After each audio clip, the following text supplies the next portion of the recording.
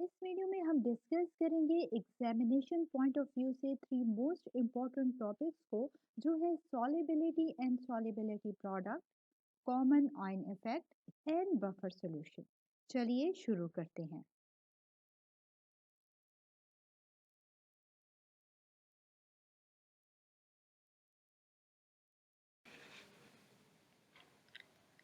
इस वीडियो को like, share और डिजिटल केमिस्ट्री चैनल को सब्सक्राइब ज़रूर कीजिएगा ताकि आपको हमारी आने वाली हर वीडियो की अपडेट्स मिलती रहे।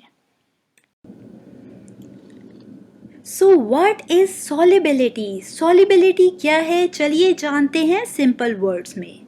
Solubility is the ability of a solute to dissolve in a solvent. Solubility किसी भी गिवन टेम्परेचर पर हमारे पास कितना अमाउंट ऑफ सोल्यूट डिसॉल्व होगा सॉल्वेंट में, उसे सॉलिबिलिटी कहा जाता है। ठीक है, अगर हम प्रॉपर डेफिनेशन की बात करें तो थ्री डिफरेंट वेज में सॉलिबिलिटी को डिफाइन किया जाता है। फर्स्ट है हमारे पास solubility is defined as the amount of a solute present in 100 gram solution in a saturated state at a given temperature. जी हाँ फ्रेंड्स, किसी भी गिवन टेम्परेचर पर जब हमारे पास 100 ग्राम सोल्यूशन होगा तो उसमें कितना अमाउंट ऑफ सोल्यूट डिसॉल्व हो जाएगा ताकि वो सेचुरेटेड स्टेट में आ जाए, इसे सॉलिबिलिटी कहा जाता है। सेकेंड वे है हमारे पास सॉलिबिलिटी को डिफाइन करने का, वो है solubility is defined as a grams of a solute in 1 litre solution, कि हमारे पास 1 लीटर सोल्यूशन में कितना अमाउंट ऑफ सोल्यूट जो है डिसॉल्व हो जाएगा, वो सॉलिबिलिटी को रिप्रेजेंट करता है। थर्ड है हमारे पास number of moles of a solute in 1 litre solution, कि कितने number of moles of solute जो है 1 लीटर सोल्यूशन में डिसॉल्व हो जाएंगे, ये सॉलिबिलिटी कहलाता है। What is solubility product constant? Solubility product constant is simply the measure of solubility in case of insoluble solute.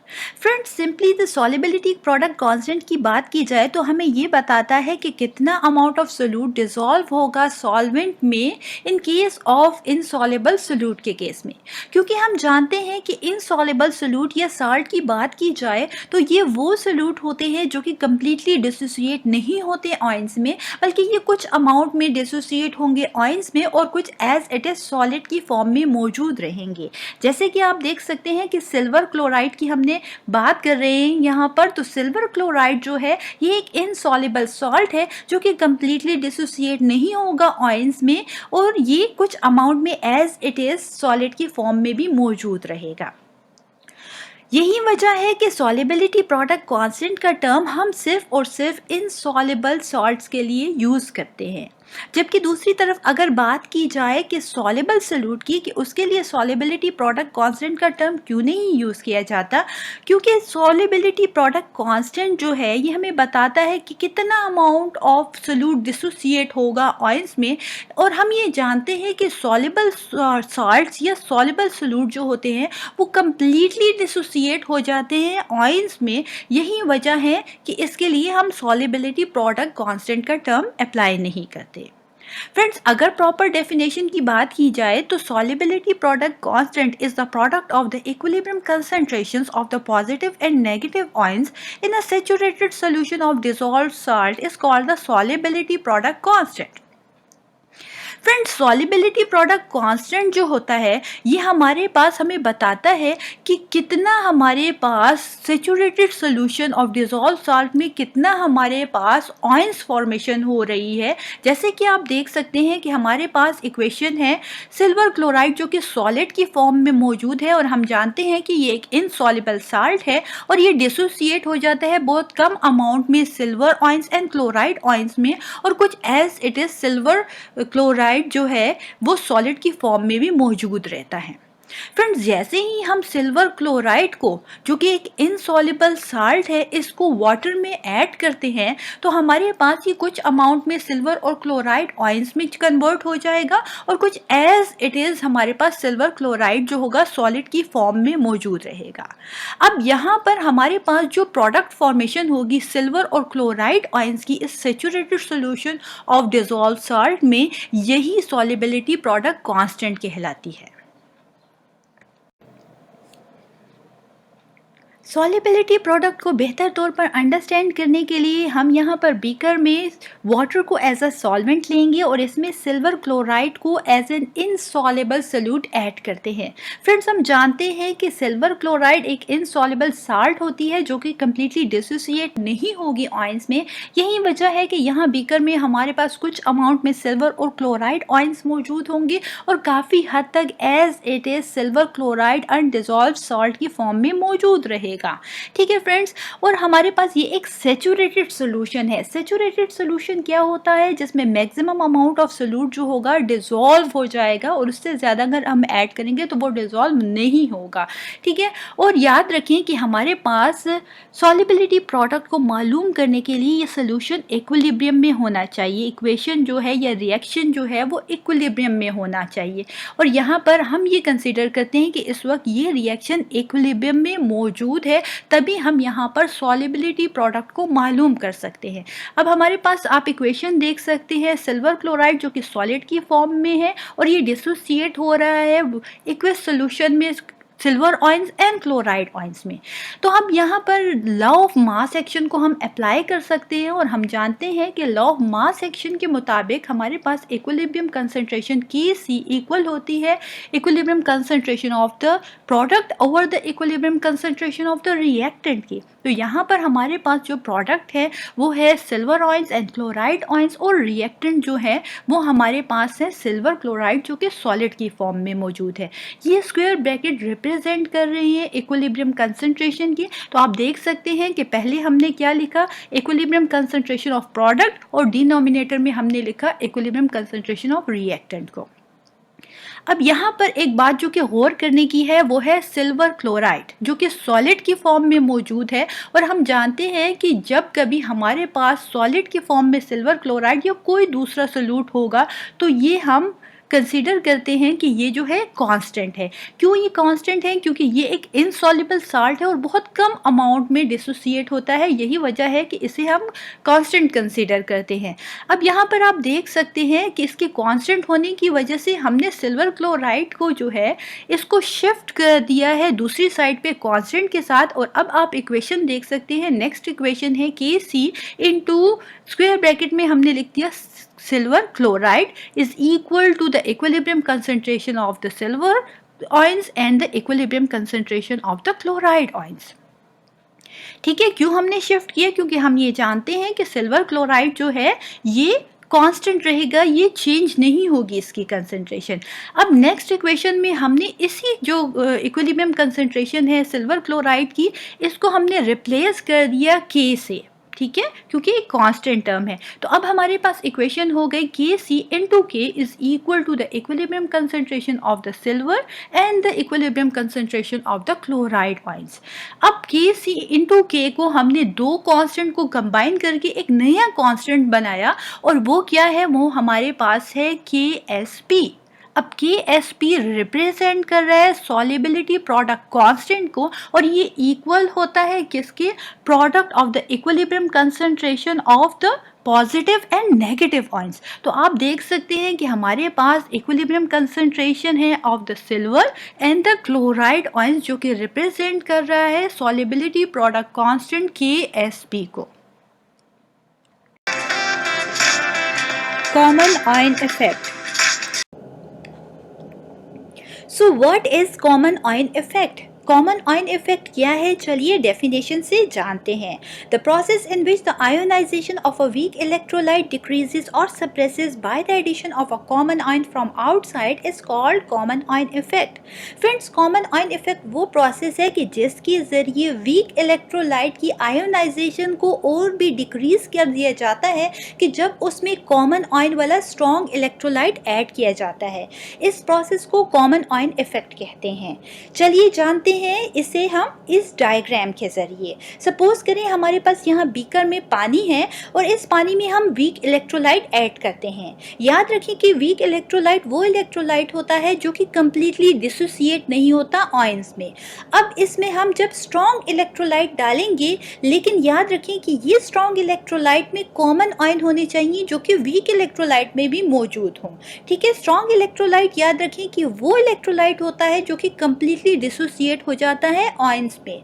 अब जैसे ही हम वीक इलेक्ट्रोलाइट में स्ट्रॉन्ग इलेक्ट्रोलाइट डालेंगे और दोनों में कॉमन आयन मौजूद होंगे फ्रेंड्स, तो इस केस में हमारे पास जो कंसंट्रेशन होगी, आप देख सकते हैं कि पॉजिटिव आयंस की कंसंट्रेशन काफ़ी ज़्यादा इंक्रीज हो गई कॉमन आयंस होने की वजह से। तो अब यहाँ पर क्या होगा, इस कॉमन आयन इफेक्ट की वजह से फ्रेंड्स हम जानते हैं, हमने ऑलरेडी ये स्टडी किया है ली चैटलियर्स प्रिंसिपल में, कि जब कभी हमारे पास सिस्टम इक्विलिब्रियम में मौजूद हो और उसे डिस्टर्ब किया जाए तो सिस्टम उस डायरेक्शन में मूव करेगा कि जहाँ पर वो चेंज के इफेक्ट को कैंसिल कर सके और दोबारा से इक्विलिब्रियम को स्टैब्लिश कर सके। यहाँ पर भी कुछ इसी तरीके से हो रहा है कॉमन आयन इफेक्ट में, क्योंकि कंसंट्रेशन पॉजिटिव आयंस की काफ़ी ज़्यादा इंक्रीज हो गई है फ्रेंड्स। तो इस केस में हमारे पास जो फर्स्ट रिएक्शन होगा वीक इलेक्ट्रोलाइट वाला, तो ये क्या होगा, कंसंट्रेशन पॉजिटिव आयंस की इंक्रीज होने की वजह से फ्रेंड्स आप यहाँ देख सकते हैं कि ये सिस्टम मूव करेगा टुवर्ड्स लेफ्ट की तरफ, ताकि ये इस इफेक्ट को कैंसल आउट कर सके और दोबारा से इक्विलिब्रियम को स्टैब्लिश कर सके। तो फ्रेंड्स कॉमन आयन इफेक्ट की में हमारे पास ली चैटलियर्स प्रिंसिपल के मुताबिक क्या होगा कि जो वीक इलेक्ट्रोलाइट होगी उसकी आयनाइजेशन और भी ज़्यादा कम हो जाएगी और वो प्रेसिपिटेट आउट हो जाएगा, जबकि स्ट्रॉन्ग इलेक्ट्रोलाइट जो है वो कम्प्लीटली डिसॉल्व हो जाएगा या डिसोसिएट हो जाएगा। Example of common ion effect. Friends common ion effect की एग्जाम्पल को समझने के लिए हम एक बीकर लेते हैं जिसमें पानी मौजूद है। फ्रेंड्स इसमें सबसे पहले हम अमोनिया ऐड करेंगे। अमोनिया वाटर के साथ रिएक्ट करेगा और ये हमारे पास ammonium and hydroxyl ion formation करेगा। ये एक वीक इलेक्ट्रोलाइट है जो कि कम्प्लीटली डिसोसिएट नहीं होगा। फ्रेंड्स अब इसमें हम स्ट्रॉन्ग इलेक्ट्रोलाइट को ऐड करेंगे, लेकिन याद रखें कि हमारे पास स्ट्रॉन्ग इलेक्ट्रोलाइट जो ऐड कर रहे हैं उसमें कॉमन आयन होना चाहिए जो कि वीक इलेक्ट्रोलाइट में भी मौजूद हो। फ्रेंड्स इस केस में हम अमोनियम क्लोराइड को स्ट्रॉन्ग इलेक्ट्रोलाइट के तौर पर ऐड करेंगे। अमोनियम क्लोराइड जो कि एक स्ट्रॉन्ग इलेक्ट्रोलाइट है मींस कम्प्लीटली डिसोसिएट हो जाएगा आयंस में, और यहाँ पर हमारे पास ammonium ion and chloride ion formation होगी। आप देख सकते हैं कि इसके रिजल्ट में आप हमारे पास अमोनियम आयन की कंसंट्रेशन इंक्रीज हो चुकी है, ठीक है, क्योंकि कॉमन आयन है वीक इलेक्ट्रोलाइट और स्ट्रॉन्ग इलेक्ट्रोलाइट में। अब हम जानते हैं कि ली चैटलियर्स प्रिंसिपल के मुताबिक कि जब कभी हमारे पास सिस्टम इक्विलिब्रियम में मौजूद हो, जैसे कि यहाँ पर मौजूद था, और फिर उसमें स्ट्रॉन्ग इलेक्ट्रोलाइट की एडिशन की वजह से डिस्टर्बेंस क्रिएट की गई, तो ये इक्विलिब्रियम जो है डिस्टर्ब हो गया। हम जानते हैं कि ली चैटलियर्स प्रिंसिपल में हमें बताया गया है कि जब कभी आपके पास सिस्टम इक्विलिब्रियम में हो और उसे डिस्टर्ब किया जाए तो उसके रिजल्ट में हमारे पास सिस्टम उस डायरेक्शन में मूव करता है कि जहाँ पर इस इफेक्ट को वो कैंसिल आउट कर सके और दोबारा से इक्विलिब्रियम को अचीव कर सके। फ्रेंड्स यहाँ पर क्योंकि हमारे पास अमोनियम आयन की कंसंट्रेशन काफ़ी ज़्यादा इंक्रीज हो चुकी है, तो फर्स्ट जो रिएक्शन है वीक इलेक्ट्रोलाइट का, यहाँ पर हमारे पास सिस्टम मूव करेगा टूवर्ड्स लेफ्ट की तरफ ताकि इस इफेक्ट को कैंसिल आउट कर सके और दोबारा से इक्विलिब्रियम को स्टैब्लिश कर सके। फ्रेंड्स तो इसके रिजल्ट में हमारे पास जब सिस्टम फर्स्ट रिएक्शन का मूव करेगा टूवर्ड्स लेफ्ट की तरफ, तो इस केस में हमारे पास जो अमोनिया है उसकी कंसंट्रेशन जो आयनाइजेशन है और भी सप्रेस हो जाएगी और ये और भी ज़्यादा वीक बेस बन जाएगा। Purification of sodium chloride. Sodium chloride जो कि टेबल साल्ट या नमक कहलाता है, क्या आप जानते हैं कि इसकी प्योरिफिकेशन के लिए जो प्रोसेस अप्लाई किया जाता है वो कॉमन आयन इफेक्ट है? जी हाँ, सोडियम क्लोराइड की प्योरिफिकेशन के लिए कॉमन आयन इफेक्ट का प्रोसेस अप्लाई किया जाता है। फ्रेंड्स सबसे पहले वाटर को लिया जाता है, इस वाटर में सोडियम क्लोराइड को as a weak electrolyte add किया जाता है। हम जानते हैं कि वीक इलेक्ट्रोलाइट वो इलेक्ट्रोलाइट होता है जो कि कम्प्लीटली डिसोसिएट नहीं होता आयंस में। फ्रेंड्स अब इस सोडियम क्लोराइड में स्ट्रॉन्ग इलेक्ट्रोलाइट को ऐड किया जाता है और हम जानते हैं कि ऐसा स्ट्रॉन्ग इलेक्ट्रोलाइट ऐड किया जाता है कि जिसमें कॉमन आयन होना चाहिए जो कि वीक इलेक्ट्रोलाइट में मौजूद है। इस केस में HCl गैस को as a strong electrolyte add किया जाता है। स्ट्रॉन्ग इलेक्ट्रोलाइट वो इलेक्ट्रोलाइट होता है जो कि कम्प्लीटली डिसोसिएट हो जाते हैं आयंस में। यही वजह है कि HCl गैस यहाँ पर कम्प्लीटली आयोनाइज हो जाते हैं hydrogen ions and chloride ions में। इसके केस में क्या होता है कि हमारे पास कॉमन आयन इफेक्ट की वजह से क्लोराइड आयंस की आप देख सकते हैं कि इसकी कंसंट्रेशन इंक्रीज हो जाती है, और हम जानते हैं कि यहाँ पर कंसंट्रेशन इंक्रीज हो जाने की वजह से इक्विलिब्रियम डिस्टर्ब हो जाता है।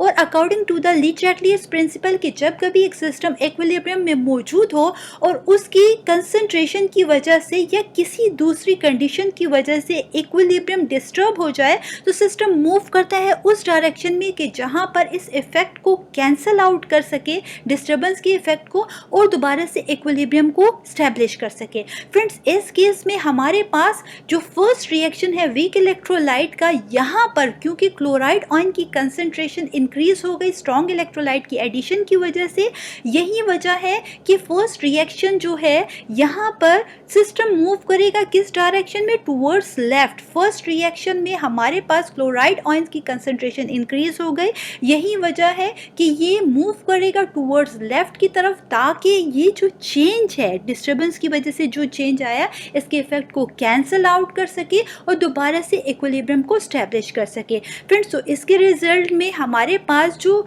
सोडियम क्लोराइड जो कि हमारे पास वीक इलेक्ट्रोलाइट है, ये इसकी आयनाइजेशन और भी सप्रेस हो जाएगी, मींस इसकी आयनाइजेशन और भी कम हो जाएगी, और हमारे पास जो सोडियम क्लोराइड आयंस जो होंगे ये सेटल डाउन हो जाएंगे एट द बॉटम में, जबकि हमारे पास जो इम्प्योरिटीज़ हैं ये ऊपर डिज़ोल्व हो जाएंगी कम्प्लीटली। फ्रेंड्स, यही प्रोसेस है जिसके ज़रिए सोडियम क्लोराइड को प्यूरिफाई किया जाता है।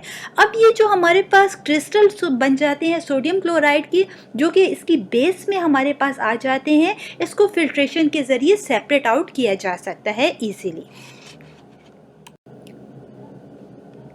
Detection of group 2A and group 2B basic radical. जी हाँ फ्रेंड्स, कॉमन आयन इफेक्ट के ज़रिए group 2A and group 2B के बेसिक रेडिकल्स को भी डिटेक्ट किया जाता है। हमारे पास सॉल्ट सोल्यूशन जिसमें डाइल्यूट HCl को ऐड किया जाता है, क्योंकि हम जानते हैं कि HCl एक स्ट्रॉन्ग इलेक्ट्रोलाइट है जो कि कम्प्लीटली डिसोसिएट हो जाता है हाइड्रोजन एंड क्लोराइड आयंस में। जैसे ही इससे H2S को पास किया जाता है तो H2S वीक इलेक्ट्रोलाइट है एज कम्पेयर टू HCl के मुकाबले में। यही वजह है कि ये कम्प्लीटली डिसोसिएट नहीं होता आयंस में। फ्रेंड्स, हमारे पास क्योंकि अब कॉमन आयन आ चुका है, हाइड्रोजन आयन, आप देख सकते हैं कि हमारे पास कॉमन आयन है स्ट्रॉन्ग और वीक इलेक्ट्रोलाइट में। यही वजह है कि हमारे पास कंसंट्रेशन हाइड्रोजन आयन की इंक्रीज हो जाती है, और इस केस में हमारे पास क्योंकि हाइड्रोजन आयन की कंसंट्रेशन इंक्रीज हो गई है, अब ये जो सिस्टम होगा ये मूव करेगा। फर्स्ट जो रिएक्शन है आप देख सकते हैं according to the Le Chatelier's principle की वजह से, क्योंकि इक्विलिब्रियम डिस्टर्ब हो चुका है, अब ये मूव करेगा टुवर्ड्स लेफ्ट की तरफ फर्स्ट रिएक्शन, ताकि इस इफेक्ट को कैंसल आउट कर सके, और इसके रिजल्ट में हमारे पास जो ग्रुप 2B के बेसिक रेडिकल्स हैं ये प्रेसिपिटेट आउट हो जाएंगे। Detection of group 3 basic radical. जी हाँ फ्रेंड्स, ग्रुप 3 बेसिक रेडिकल्स की डिटेक्शन के लिए भी कॉमन आयन इफेक्ट ही का प्रोसेस अप्लाई किया जाता है। सॉल्ट सोल्यूशन में जिसमें ऐड होता है हमारे पास अमोनियम हाइड्रोक्साइड जो कि एक वीक इलेक्ट्रोलाइट है। फ्रेंड्स, जैसे ही इसमें अमोनियम क्लोराइड को ऐड किया जाता है जो कि एक स्ट्रॉन्ग इलेक्ट्रोलाइट है, मीन्स कम्प्लीटली डिसोसिएट हो जाता है आयंस में।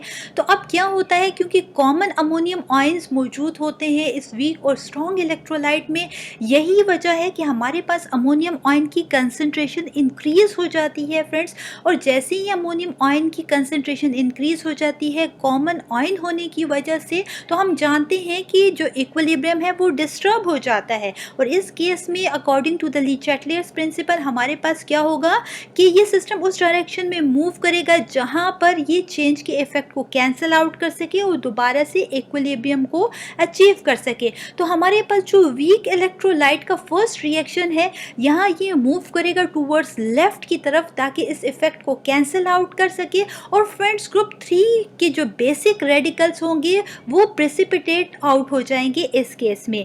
यही वजह है कि हमारे पास ग्रुप 3 के जो बेसिक रेडिकल्स हैं उनकी भी डिटेक्शन के लिए कॉमन आयन इफेक्ट ही का प्रोसेस अप्लाई किया जाता है।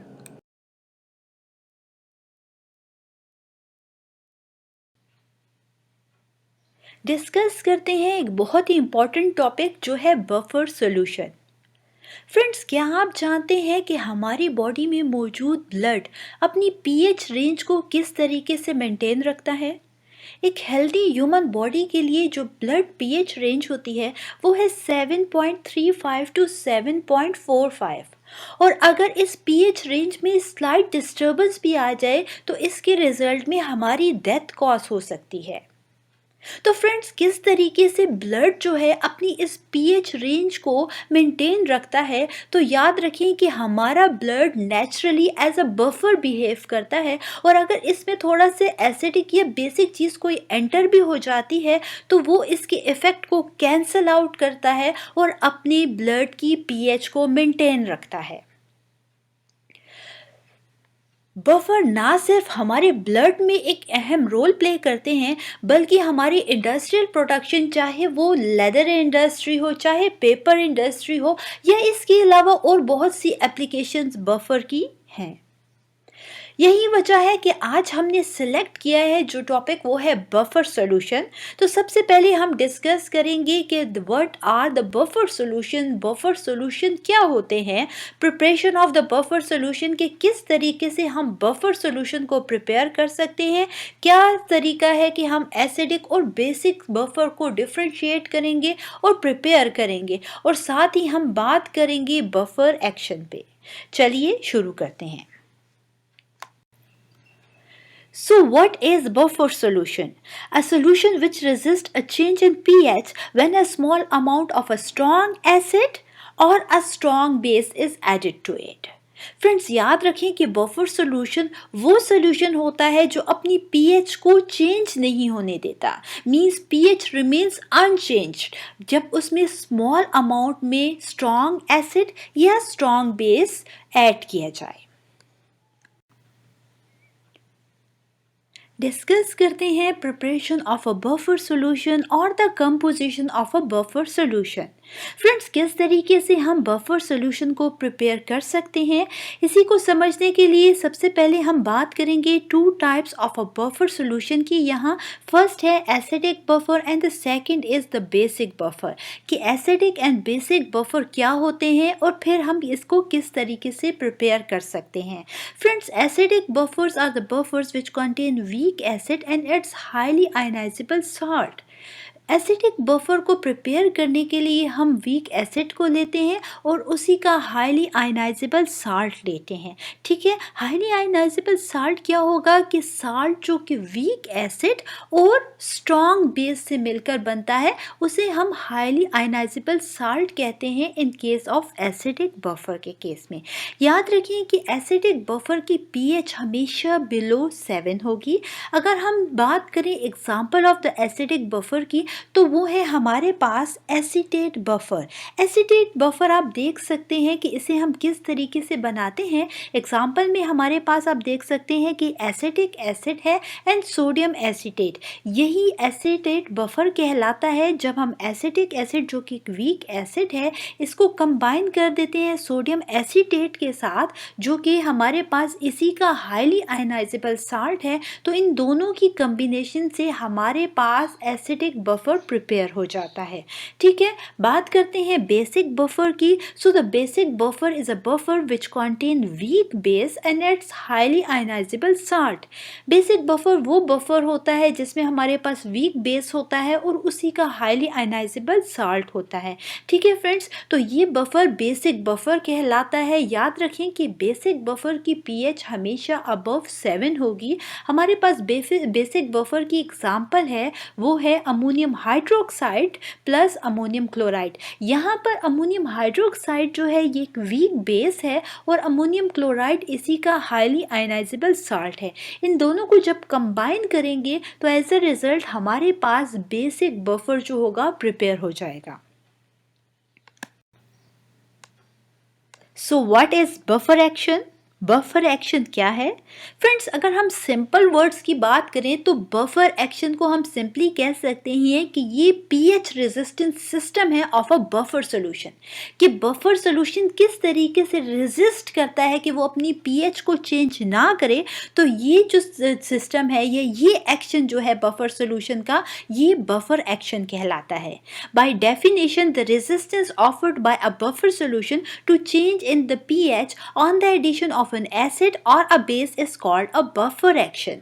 कि वो रेजिस्टेंस जो ऑफर करता है बफर सॉल्यूशन कि अपनी पीएच को चेंज ना करे जब उसमें स्मॉल अमाउंट में एसिड या बेस को ऐड किया जाए, तो इस रेजिस्टेंस को बफर एक्शन कहा जाता है। डिस्कस करते हैं buffer action in acidic buffer कि किस तरीके से एसिडिक बफर अपनी पीएच को मेंटेन रखते हैं जब उसमें स्मॉल अमाउंट में एसिड या बेस को ऐड किया जाए। फ्रेंड्स, एसिडिक बफर वो बफर होते हैं जो कि weak acid and its highly ionisable salt से बनाए जाते हैं। यहाँ पर हमारे पास वीक एसिड है acidic acid and its highly ionisable salt है सोडियम एसीटेट। ठीक है फ्रेंड्स, अब क्या होता है कि एसिडिक एसिड एक वीक एसिड है, यही वजह है कि ये स्लाइटली डिसोसिएट होगा आयंस में और हमारे पास acetate ions and hydrogen ion formation करेंगे। जबकि हाईली आयनाइजेबल साल्ट जो कि सोडियम एसीटेट है, ये कंप्लीटली डिसोसिएट हो जाएगी आयंस में और acetate ions and sodium ion formation करेगी। ये एक एसिडिक बफर है। ठीक है, अब जैसे ही इसमें स्मॉल अमाउंट में एसिड को ऐड करते हैं, मींस H प्लस आयंस को ऐड करेंगे फ्रेंड्स, तो क्या होगा हमारे पास कि एसिड के ऐड करने से हमारे पास ये जो सिस्टम है इसका इक्विलिब्रियम डिस्टर्ब हो जाएगा। ठीक है, तो अब ये जब सिस्टम का इक्विलिब्रियम डिस्टर्ब हो जाएगा तो हम जानते हैं according to the Le Chatelier's principle कि जब कभी हमारे पास एक सिस्टम इक्विलिब्रियम में हो और उसे डिस्टर्ब किया जाए तो इस डिस्टर्बेंस के रिजल्ट में सिस्टम ऐसी डायरेक्शन में मूव करता है कि इस डिस्टर्बेंस के इफेक्ट को कैंसिल आउट कर सके और दोबारा से एक न्यू इक्विलिब्रियम को स्टैब्लिश कर सके। तो हाइड्रोजन आयन के ऐड करने से, एसिड के ऐड करने से क्या होगा, ये hydrogen ion immediately acetate ions के साथ कंबाइन करेंगे। आप देख सकते हैं फर्स्ट रिएक्शन में कंबाइन हो रहे हैं और ये हमारे पास वीक एसिड यानी एसिटिक एसिड फॉर्मेशन करेंगे ताकि ये जो डिस्टर्बेंस क्रिएट हुई है इस इक्विलिब्रियम में, इसको कैंसिल आउट कर सकें और दोबारा से एक न्यू इक्विलिब्रियम को स्टैब्लिश कर सकें। ठीक है, तो यही वजह है कि हमारे पास एसिड जब स्मॉल अमाउंट में ऐड करते हैं तो वो इस इक्विलिब्रियम को डिस्टर्ब नहीं होने देता, क्योंकि वो एसिटेट आयंस के साथ कंबाइन होकर दोबारा से एसिटिक एसिड में कन्वर्ट हो जाता है। अब जैसे ही हम बेस को ऐड करते हैं, मींस हाइड्रोक्सिल आयन को ऐड करेंगे, तो उसके रिजल्ट में क्या होगा, पीएच कैसे मेंटेन रहेगी। तो ये हाइड्रोक्सिल आयन आप देख सकते हैं फर्स्ट रिएक्शन में आप हमारे पास क्या कर रहे हैं, हाइड्रोजन आयन के साथ कंबाइन हो रहे हैं और इसके रिजल्ट में वाटर फॉर्मेशन कर रहे हैं। ठीक है, अब वाटर फॉर्मेशन तो हमारे पास हो गई, लेकिन हम यहाँ देख सकते हैं कि हमारे पास ये रिएक्शन यहाँ पर डिस्टर्ब हो रहा है, क्योंकि हाइड्रोक्सिल आयन हाइड्रोजन आयन के साथ कंबाइन जैसे ही होंगे तो मींस वाटर की फॉर्मेशन करने के बाद हमारे पास यहाँ पर रिएक्शन में हाइड्रोजन आयन जो होंगी उसकी कमी हो जाएगी। तो इसको पूरा करने के लिए क्या होगा, यहाँ पर डिस्टर्बेंस क्रिएट हो गई है इक्विलिब्रियम में, और इसको क्या होगा, जैसे ही ये हाइड्रोजन आयन कंबाइन होंगे हाइड्रोक्सिल आयन के साथ और वाटर फॉर्मेशन करेंगे, इमीडिएटली उसी टाइम पर एक एसिटिक एसिड जो होगा वो डिसोसिएट हो जाएगा acetate ions and hydrogen ion की, ताकि जो हाइड्रोजन आयन है इसकी कमी को पूरा कर सके और इस इक्विलिब्रियम को डिस्टर्ब ना होने दे। फ्रेंड्स, यही वजह है कि हमारे पास जो है एसिडिक बफर की जो पीएच है वो मेंटेन रहती है, वो चेंज नहीं होती, क्योंकि जैसे ही रिएक्शन में कोई डिस्टर्बेंस क्रिएट होती है तो उसके रिजल्ट में हमारे पास क्या होता है कि उसको जल्दी से फिल कर लिया जाता है ताकि वो रिएक्शन डिस्टर्ब ना हो और इक्विलिब्रियम जो हो मेंटेन रहे।